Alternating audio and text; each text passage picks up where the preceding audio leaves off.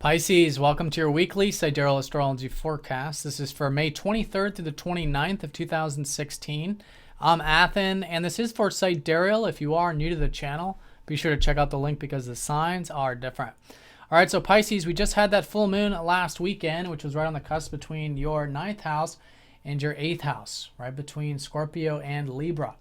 So it was probably, and still is this week, an illuminating time in regard to your philosophy, your worldview, maybe where you can have a bit of that adventurous spirit, although it is a very serious area, and you do want to take that seriously and really see the long-term growth with that, with your spiritual self or with your adventurous spirits of life.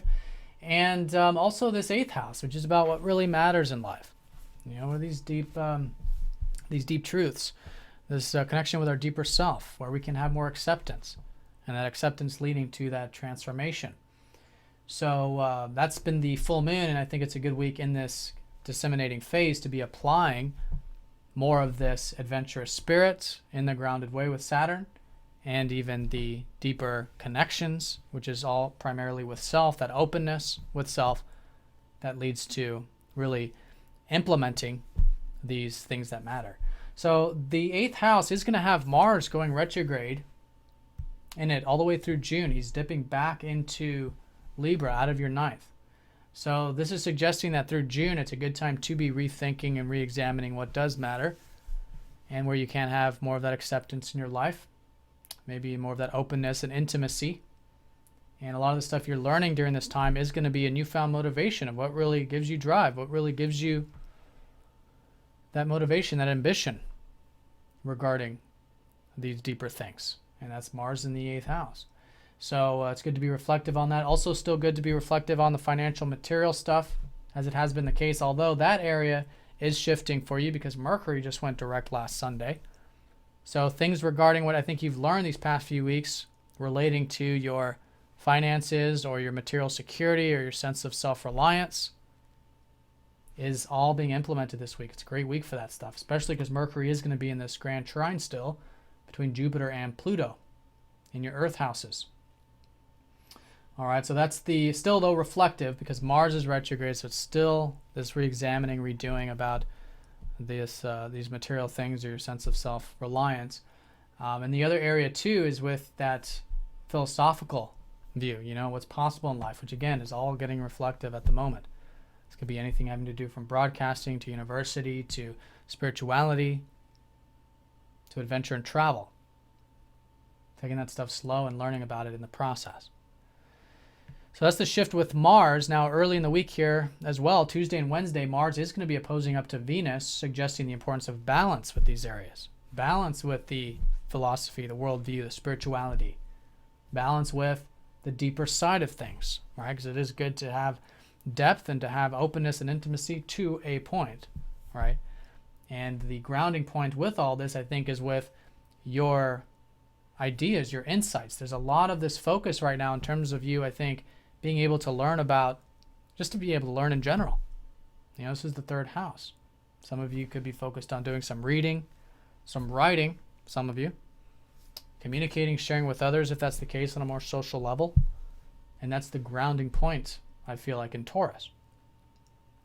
So the balance is balance with that too. You know, balance with the communication, extra attention, because balance really comes from attention. It comes from centeredness.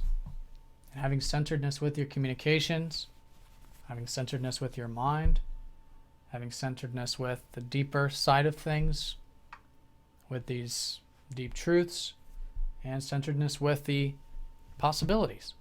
Right? And in that way, it becomes very balanced, and there is this integration point where we are seeing them very distinct, because in every opposition we see them. So I think there is a lot being brought to light this week in regard to these areas. And synergizing these two will be emphasized. Now on Thursday, perhaps the most important aspect for you guys is that your ruler Jupiter is squaring up to Saturn on Thursday. And this has been ongoing for a long time, since August of last year. So now this is the last and final aspect with this. So this is about slow growth, slow and steady expansion with your work. And I think things have been moving forward here, whether it's with your work or your routine or your regimens, your diet, your health, which is a great area for you to continuously focus on, to keep learning about, seeing the possibilities with those areas because they're there. But Saturn is making sure everything is done patiently, constructively. You're building these things one step at a time. And this is so that you can be building this life path. Saturn in the 9th house, essentially, building your life path, building your worldview in this grounded way.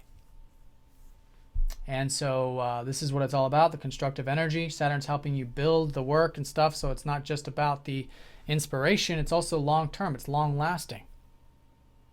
And vice versa, with Saturn in your 9th, it's not just about the hard work or the results with your spiritual self or your adventurous spirits, your life path, without seeing what's possible, without having a bit of that more expansive view.